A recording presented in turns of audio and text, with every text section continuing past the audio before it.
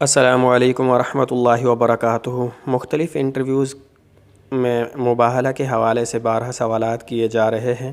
آج ہم مباہلہ کی مکمل تفصیل سوالات اور جوابات کی صورت میں آپ حضرات کے سامنے پیش کرنے جا رہے ہیں۔ سب سے پہلا سوال جو بارہا کیا جا چکا ہے کہ مباہلہ کسے کہتے ہیں؟ مباہلہ باب مفاعلہ سے ہے، عربی زبان کا لفظ ہے۔ اس کا معنی ہے ایک دوسرے پر بددعا کرنا، ایک دوسرے پر لعنت بھیجنا یا ایک دوسرے پر اللہ تعالیٰ کی ہلاکت کی دعا کرنا۔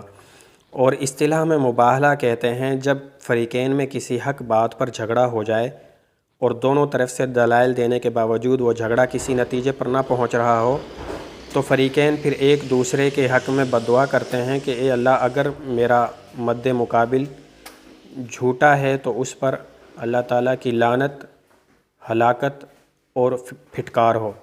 پھر یہی بددعا دوسرا فریق پہلے والے کے لیے دیتا ہے۔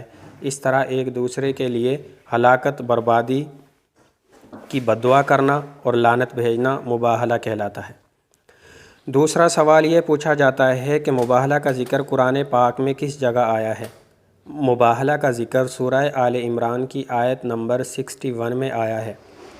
سورہ آل عمران کا ذکر ہوا تو اس کا تھوڑا سا تعارف کر لیتے ہیں کہ اس سورت کو یہ قرآن پاک کی تیسری اور مدنی صورتوں میں سے ہے جو تیسرے اور چوتھے پارے میں واقع ہے۔ اس سورت کی 200 آیات اور 20 رکوع ہیں۔ اور اس سورت کو آل عمران کیوں کہا جاتا ہے؟ اس سورت کا نام آل عمران اس لیے رکھا گیا ہے کہ اس کی 2 آیتوں میں لفظ عمران آیا ہے۔ آیت نمبر 33 میں اور آیت نمبر 35 میں حضرت مریم علیہ السلام کے والد ماجد عمران کا تذکرہ آیا ہے۔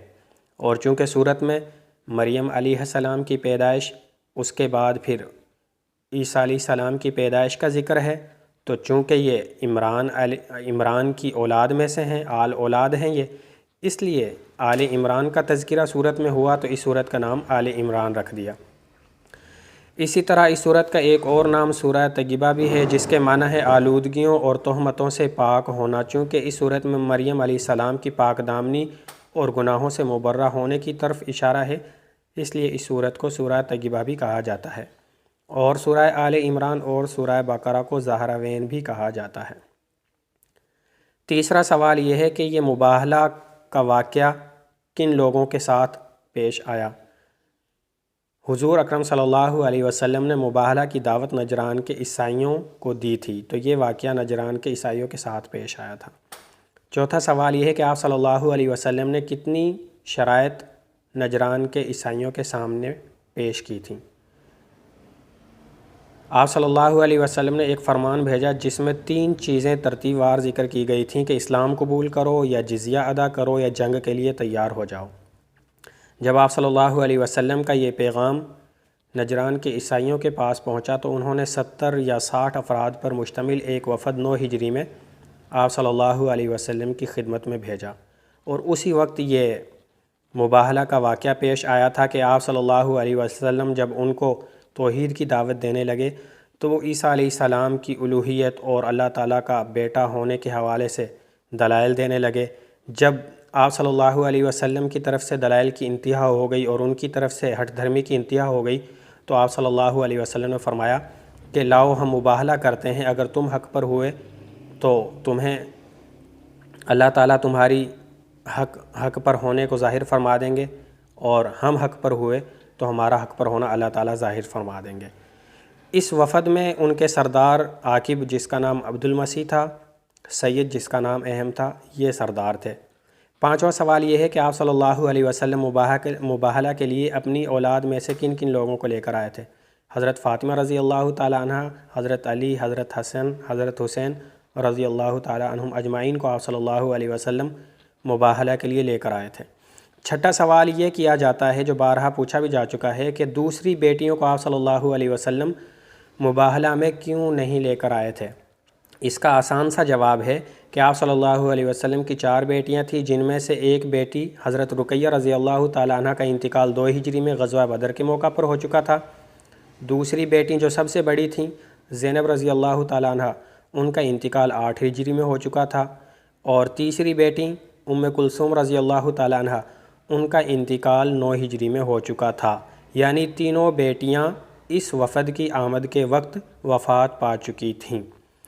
ایک سوال یہ بھی ہوتا ہے کہ کیا آپ صلی اللہ علیہ وسلم کے مباہلہ کی دعوت دینے پر اہل نجران مباہلہ کے لیے تیار ہو گئے تھے؟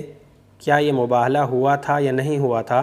تو اس کا جواب یہ ہے کہ اہل نجران ڈر گئے تھے اور انہوں نے جزیہ دینے پر صلح کر لی تھی، اور آپ صلی اللہ علیہ وسلم سے عرض کیا کہ آپ ہمارے ساتھ اپنے صحابہ میں سے سب سے زیادہ امانت دار صحابی کو ہمارے ساتھ بھیج دیں جن کو ہم جزیہ کی رقم اکٹھا کر کے دے دیں۔ تو آپ صلی اللہ علیہ وسلم نے فرمایا، اے ابو عبیدہ بن جراح اٹھو۔ جب وہ کھڑے ہوئے تو آپ نے فرمایا، یہ اس امت کا امین ہے۔ یہ تو آپ نے بارہا سنا ہوگا کہ امین الامت حضرت ابو عبیدہ بن جراح رضی اللہ تعالی عنہ کا لقب ہے، لیکن یہاں یہ بات معلوم ہوئی کہ یہ لقب آپ صلی اللہ علیہ وسلم نے کس موقع پر دیا تھا اور کس سن میں دیا تھا، یعنی 9 ہجری میں دیا تھا اور وفد نجران کی آمد کے موقع پر دیا تھا۔ اس کے بعد ایک سوال یہ ہوتا ہے کہ کیا آج کل مباہلہ کیا جا سکتا ہے یا نہیں؟ اس حوالے سے زاد المعاد، فتح الباری وغیرہ میں تفصیل ملتی ہے، جس سے معلوم ہوتا ہے کہ آج کل بھی مباہلہ کیا جا سکتا ہے۔ پھر ایک سوال یہ بھی ہوتا ہے کہ مباہلہ صرف کافروں سے ہو سکتا ہے یا مسلمانوں سے؟ تو قرآن پاک کی اس آیت سے، جس کو آیت مباہلہ کہا جاتا ہے، 61 نمبر آیت سورہ آل عمران کی، اس سے تو یہی معلوم ہوتا ہے کہ مباہلہ صرف کفار کے ساتھ کیا جا سکتا ہے۔ لیکن حضرت عبداللہ بن مسعود رضی اللہ تعالی عنہ کی روایت سے معلوم ہوتا ہے کہ مباہلہ مسلمانوں کے ساتھ بھی، یعنی آپس میں مسلمان بھی مباہلہ کر سکتے ہیں، جس کا ثبوت سنن نسائی کی حدیث نمبر 3552 3552 3552 سے ثبوت ملتا ہے کہ مباہلہ مسلمانوں سے بھی کیا جا سکتا ہے۔ اور مباہلہ کے حوالے سے ایک دلچسپ بات آخر میں عرض کر دوں کہ یہ مباہلہ کا جو واقعہ پیش آیا تھا 9 ہجری میں، اس کے بارے میں صراحت ملتی ہے کہ 24 ذو الحجہ کی تاریخ تھی، ذو الحج کا مہینہ تھا اور 24 تاریخ تھی۔